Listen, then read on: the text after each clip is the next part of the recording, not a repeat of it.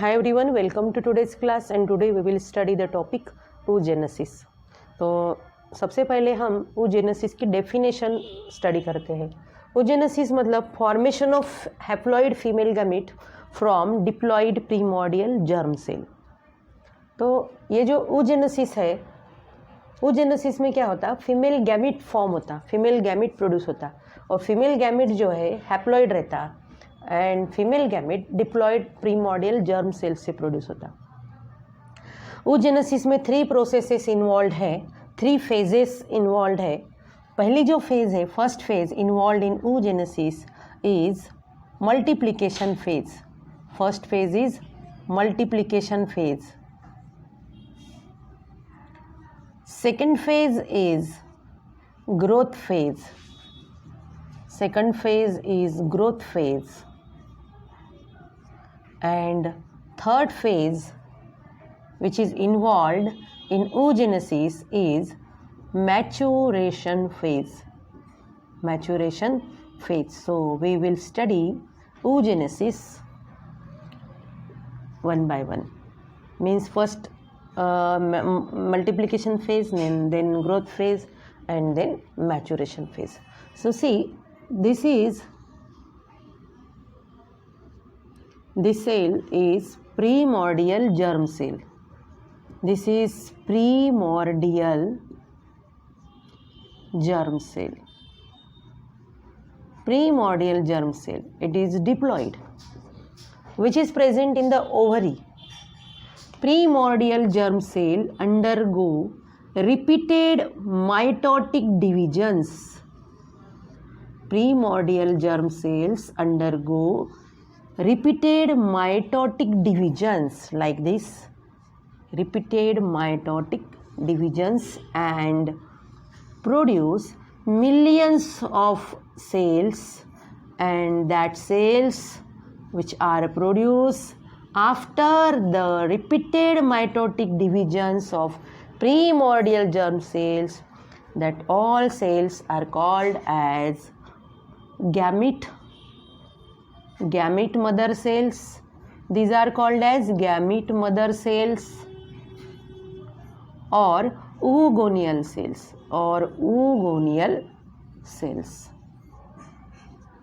These all oogonial cells are diploid because that primordial germ cell undergo mitotic division, and in mitotic division chromosome number remain constant.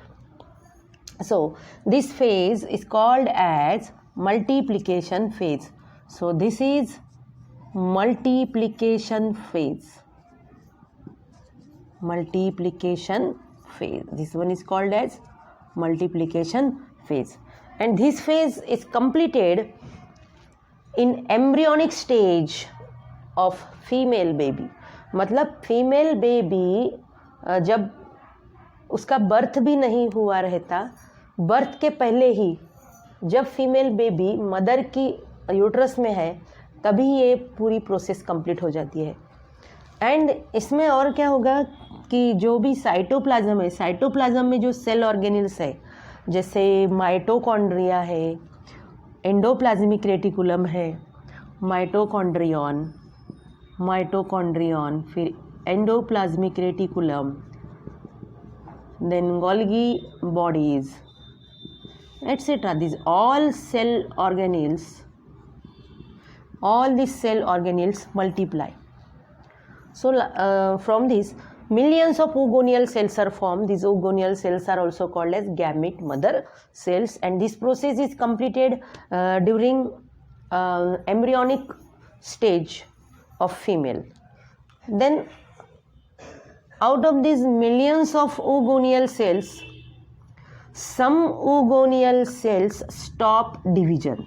Some oogonial cells stop division and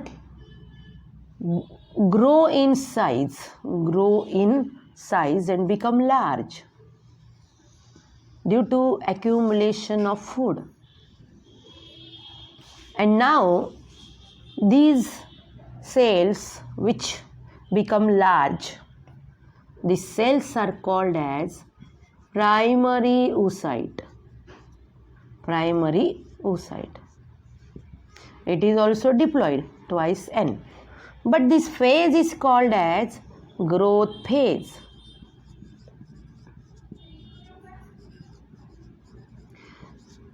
Question on this part, the question will be how many primary oocytes are formed from one primordial germ cell. So from one primordial germ cells, millions of primary oocytes can be formed. Next stage is maturation phase. Next one is maturation phase. So in maturation phase, this primary oocyte undergo growth phase. This primary oocyte undergo meiosis. Primary oocyte undergo meiosis. You know that meiosis takes place in two stages, meiosis 1 and meiosis 2. This is diploid cell, and when this diploid cell undergo meiosis 1, then two daughter cells will be formed, which that daughter cells contain haploid chromosomes.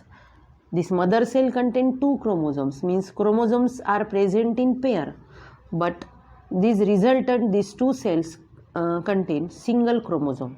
So this cell is diploid, that is twice N, and these cells are haploid, that is N. meiosis में जैसे ये cell है, इसमें meiosis होगा, तो meiosis 2 steps में complete होगा. तो मैंने यहाँ जस्ट ऐसे दिखाया है मियोसिस, पूरा तो नहीं पढ़ाया. मियोसिस तो अलग टॉपिक है. तो मियोसिस के बाद ये जो सिंगल सेल है, इसके 2 सेल्स बन गए मियोसिस 1 के बाद. तो इसमें तो क्रोमोसोम्स पेयर में है. जैसे इसमें क्रोमोसोम्स है 46, अगर हम ह्यूमन का एग्जांपल लेते हैं तो 46 मतलब इसमें होंगे 23 पेयर्स. तो इसमें जब मियोसिस 1 होगा तो 2 सेल्स फॉर्म हो गए, एंड वो दोनों भी जो सेल्स है इसमें सिंगल क्रोमोसोम आएगा. इसमें से एक क्रोमोसोम इधर गया, एक क्रोमोसोम इधर गया, तो इसमें 46 क्रोमोसोम है ना, तो इसमें 23 आएंगे और इसमें भी 23 आएंगे, लेकिन 23 सिंगल. फिर जब when these two cells undergo meiosis 2, then chromosome number remain constant during meiosis 2. meiosis 2 के वक्त क्रोमोसोम नंबर कांस्टेंट रहेगा, क्योंकि ऑलरेडी वो हैप्लॉइड हो चुका. अब थोड़ी ना वो कम होगा, या फिर उसको तो कांस्टेंट ही रहना पड़ेगा ना. जब ये सेल डिवाइड होंगी तो उससे 2 सेल्स बनेंगे, और ये सेल डिवाइड होंगी तो उससे भी 2 सेल्स बनेंगे. देखो इसमें भी क्रोमोसोम उतना ही है, इसमें एक क्रोमोसोम है तो इसमें भी एक है, इसमें भी एक है. इसमें एक सिंगल क्रोमोसोम है तो इसमें भी सिंगल क्रोमोसोम है, और इसमें भी सिंगल क्रोमोसोम है. दिख रहा हमें क्रोमोसोम का यहाँ पर विभाजन हुआ है, मतलब यहाँ पर क्रोमोसोम क्या होगा, डिवाइड हुआ है क्रोमोसोम. एक क्रोमेटिड इधर गया और क्रोमोसोम का एक क्रोमेटिड इधर गया, इस तरह से ये. तो मियोसिस के बाद क्या होगा, मियोसिस के बाद डॉटर सेल्स जो फॉर्म होंगी वो होंगी 4 daughter cells will be form, and that cells will be haploid. कैसी होंगी वो सेल्स, हैप्लॉइड होंगी. तो ये मियोसिस है, which will completed in 2 steps, meiosis 1 and meiosis 2. तो ये प्राइमरी oocyte है. Primary oocyte, this some of the ogonial cells stop multiplication and increases in size, grow in size due to accumulation of food, and now this is called as primary oocyte. तो हमने एक ले लिया. सभी ओगोनियल मतलब बहुत सारे ओगोनियल सेल्स प्राइमरी oocyte में कन्वर्ट होंगे, हम एक का देखेंगे क्या होता है. तो then this primary oocyte undergo maturation phase. Maturation phase मतलब क्या होगा, मियोसिस होगा. तो ये जो प्राइमरी oocyte है इसमें सबसे पहले मियोसिस 1 होगा, मियोसिस 1 होगा, मियोसिस 1 यहाँ जैसे है वहाँ वैसे. मियोसिस 1 के बाद ये एक सेल फॉर्म हो गई एंड ये दूसरी सेल फॉर्म हो गई. मियोसिस 1 जब कंप्लीट हो जाता है तो रिजल्टेंट सेल जो है वो हैप्लॉइड हो जाती है, मतलब chromosome number reduce to half. Meiosis 1 के बाद ये जो 2 सेल्स फॉर्म हुई है, इसमें से ये जो सेल है this is secondary oocyte. This cell is secondary oocyte, secondary oocyte है. और ये जो सेल दिख रहे हैं, this is first polar body, this is first polar body. इसमें कैरियोकाइनेसिस तो हुआ है। कैरियोकाइनेसिस मतलब division of nucleus, nucleus divide हुए हैं, क्रोमोसोम भी डिवाइड हुए इसमें 46 क्रोमोसोम है, इसमें 23 है और इसमें 23 है। लेकिन साइटोकाइनेसिस अनइक्वल हो गया, इधर ज़्यादा साइटोप्लाज्म आ गया और यहाँ पर कम साइटोप्लाज्म आ गया। तो साइटोकाइनेसिस मतलब डिवीजन ऑफ साइटोप्लाज्म, तो साइटोप्लाज्म का डिवीजन अनइक्वल हो गया, इसीलिए यहाँ बड़ी सेल बनी और यहाँ पर छोटी सेल बनी। इसे फर्स्ट पोलर बॉडी बोलते हैं। ये नॉन फंक्शनल है और ये है सेकेंडरी oocyte, सेकेंडरी oocyte। आपने इसके पहले के जो वीडियो लेक्चर्स अगर देखे होंगे हिस्टोलॉजी ऑफ ओवरी, तो समझ में बहुत अच्छे से आ जाएगा। फिर भी थोड़ा सा रिवाइज कर लेते हम कि जैसे ये यहाँ पर एक छोटी सी डायग्राम बनाना पड़ेगा।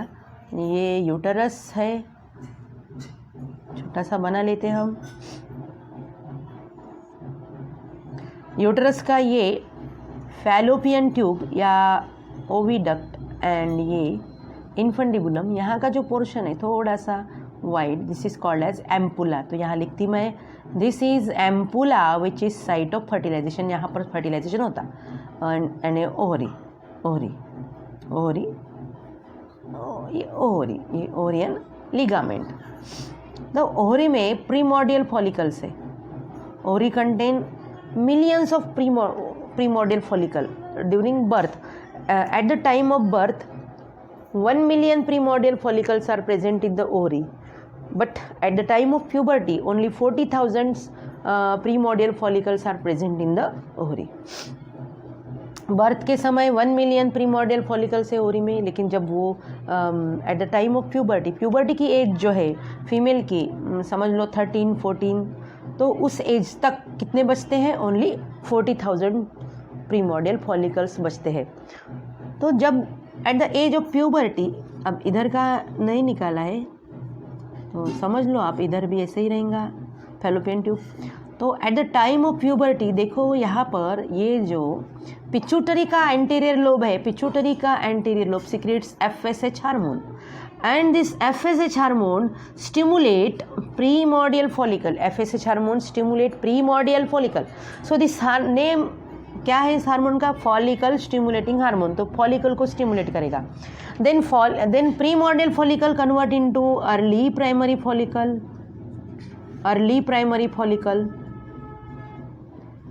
some early primary follicle will convert into late primary follicles,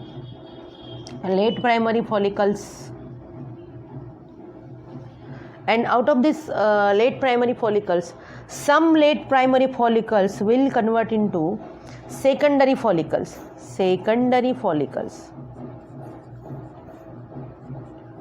But out of all secondary follicles, only one secondary follicle convert into Graafian follicle, that is mature follicle. So this is Graafian follicle or mature follicle. Only one secondary follicle will convert into mature follicle, or this is called as Graafian follicle. So see, the secondary oocyte, which is haploid, because it is formed after meiosis 1, so it is haploid, contain only 23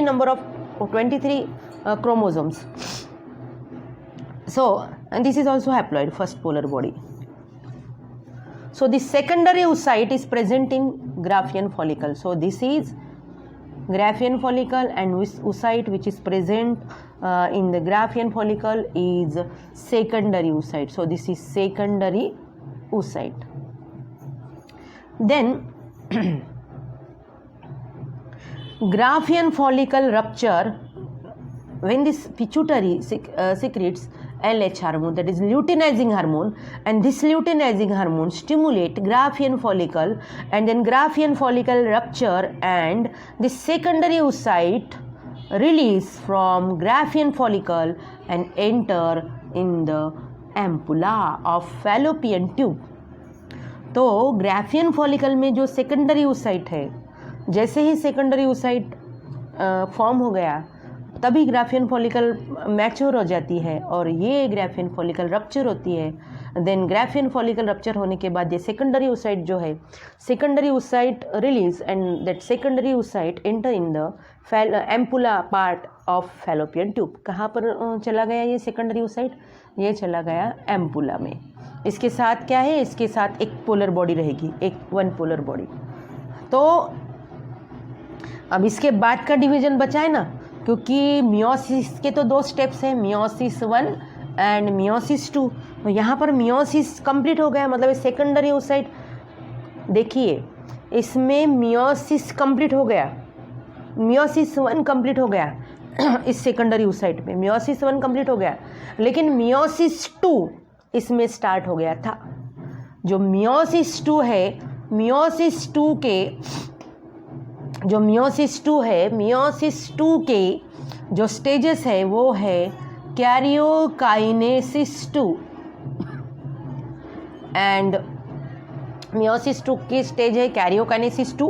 karyokinesis 2 में आएगा prophase 2, metaphase 2, then anaphase 2 and telophase 2। और बाद में क्या होगा बेटा, एक nucleus के 2 न्यूक्लियाई होंगे एक सेल में, लेकिन दोनों सेल में अगर ये पूरी स्टेजेस हो जाती है इसमें पूरी स्टेजेस हो जाएंगी, ये मतलब कैरियोकाइनेसिस 2 पूरा हो जाएगा, तो इसमें का जो एक न्यूक्लियस है वो 2 न्यूक्लियाई में कन्वर्ट होगा और इसमें हो जाएंगी कैरियोकाइनेसिस 2। मतलब ये पूरी होने को ना प्रोफेज 2, मेटाफेज 2, एनाफेज 2, टेलोफेज 2, तो ये एक न्यूक्लियस 2 न्यूक्लियाई में डिवाइड होगा। फिर कैरियोकाइनेसिस 2 के बाद आएगा cytokinesis 2 and after the completion of cytokinesis 2, cytoplasm will divide and then single cell will divide into 2 and this cell will also divide into 2। इस तरह से होगा। लेकिन यहाँ पर क्या हुआ कि मियोसिस 1 कंप्लीट हो गया, ये सेकेंडरी oocyte बन गया एक और ये बन गया एक first polar body. And secondary oocyte में जैसे ही मियोसिस 2 स्टार्ट हो गया, मियोसिस 2 स्टार्ट हो गया था सेकेंडरी oocyte में, तो फिर मियोसिस 2 स्टार्ट हो गया तो कहाँ तक मियोसिस 2 कहाँ तक आया था? मियोसिस 2 में प्रोफेज 2 कंप्लीट हो गया था, प्रोफेज 2 कंप्लीट हो गया था मियोसिस 2 में। एंड मेटाफेज 2 क्या चालू था? मेटाफेज 2 चालू था सेकेंडरी oocyte में, लेकिन उसी वक्त जैसे मेटाफेज 2 सेकेंडरी oocyte में चालू था, उसी दौरान उसी वक्त ग्राफियन फॉलिकल रप्चर हो गई और ये सेकेंडरी oocyte क्या हुआ? Secondary oocyte release from the Graafian follicle, release from the ovary and enter in the ampulla of fallopian tube. फिर बचे कितने स्टेज है? एनाफेज 2 बची है, टेलोफेज 2 बची है, साइटोकाइनेसिस 2 बची है। तो कब कंप्लीट होंगे ये सब स्टेजेस? अगर फर्टिलाइजेशन होता है, अगर ये स्पर्म है, ये स्पर्म अगर फर्टिलाइज करता है इस सेकेंडरी oocyte को, जब स्पर्म का हेड oocyte के अंदर एंटर होगा, ये oocyte है, सेकेंडरी oocyte बोलेंगे हम इसको, इसका ये न्यूक्लियस है। तो जब ये स्पर्म का हेड, देखो स्पर्म का हेड जैसे ही oocyte के अंदर एंटर होगा, उसके बाद जो बची हुई स्टेजेस है वो कंप्लीट होंगी। मतलब after the entry of sperm in secondary oocyte, meiosis 2 will be complete। meiosis 2 will be completed, मतलब meiosis 2 कब कंप्लीट होगा? At the time of fertilization. Hand to hand होता है ये, मतलब entry of sperm in oocyte and completion of meiosis 2। अगर fertilisation नहीं होता है, मान लो ये स्पर्म अगर oocyte में एंटर नहीं होता है, तो ये ऐसे ही रहेगा, सेकेंडरी oocyte ही रहेगा और फिर मेंस्ट्रम के साथ along with menstruum this secondary oocyte, unfertilized secondary oocyte will shed off. तो जब स्पर्म एंटर होगा, समझ लो ये कंडीशन है कि स्पर्म एंटर हो गया, फर्टिलाइजेशन हो गया, तो after the entry of sperm की एंट्री अगर होती है तो सेकंड जो मियोसिस है वो कंप्लीट हो जाएगा. तो ये सेकेंडरी oocyte जरा सा यहाँ लिख लेती मैं बेटा, सेकेंडरी oocyte यहाँ मैंने लिख लिया, सेकेंडरी oocyte हैप्लॉइड है. तो जैसे ही स्पर्म की एंट्री हो गई तो देखो इससे 2 सेल्स बनी, मियोसिस 2 होगा ना इसमें होगा. फर्स्ट पोलर बॉडी को भी यहाँ लिख लेते हैं, ये है फर्स्ट पोलर बॉडी, ये नॉन फंक्शनल है फर्स्ट पोलर बॉडी. तो जैसे ही ये स्पर्म एंटर होगा सेकेंडरी oocyte में, then meiosis 2 will be complete. See meiosis 2 will be takes place and then after the completion of meiosis 2 cells will be form, 2 cells बनेंगी. इसमें से ये जो है ये एक सेल एंड ये दूसरी सेल, 2 सेल बने. तो ये समझ में आया बेटा. और फिर ये फर्स्ट पोलर बॉडी है, इसमें तो मियोसिस 2 नहीं होता है, लेकिन अब इसमें भी हम दिखा देते क्योंकि बुक में दिया है ऐसी डायग्राम. तो देखो अगर सेकेंडरी oocyte तो एम्पुलम में है, उसमें तो मेटाफेज 2 चालू हो गई. Metaphase 2 in secondary oocyte meiosis 2 arrested at the stage of metaphase 2 and it will complete after the entry of sperm in the secondary oocyte. तो sperm की अगर एंट्री होती है secondary oocyte में, then secondary oocyte will divide into 2 cells. अब ये जो cell है this is called as ohm, इसे बोलेंगे हम ओहम. इसको मैंने नाम दिया है ओहम और एग, इसे बोलेंगे ओहम और एग. ये है फंक्शनल फीमेल गैमिट, तो ये है फंक्शनल फीमेल गैमिट. एंड ये जो है ये this is second polar body. क्या है ये वाली, ये है सेकंड पोलर बॉडी, यही है second polar body. Second polar body, ये फर्स्ट पोलर बॉडी है एंड ये है सेकंड पोलर बॉडी. तो generally first polar body does not undergo meiosis 2. First polar body does not undergo meiosis 2. secondary oocyte undergo meiosis 2 and ovum or egg, that is functional female gamete is formed and second polar body is cut off. second polar body बनेगी. तो यहाँ पर ये जो पूरी stage है यहाँ से यहाँ तक ये meiosis 1 and this is meiosis 2. this is called as maturation phase. क्या बोलेंगे इसको, this is called as, अच्छे से लिखती, this is called as maturation phase. maturation phase. So in this way oogenesis takes place in the female ovary. It starts before the birth and it completed at the time of fertilization. इसके ऊपर बहुत सारे question आ सकते हैं, जैसे how many secondary oocytes are form from primary oocytes, then how many secondary oocytes are form from ये single oogonial cell. इस तरह से तो इसमें तो एक ही फंक्शनल फीमेल गैमेट प्रोड्यूस होता है. तो इससे आसानी से ये अगर समझ लिया तो कोई भी क्वेश्चन हम आसानी से सॉल्व कर सकते. तो यहाँ पर हमारा oogenesis जो है ये कंप्लीट हो गया. Thank you very much.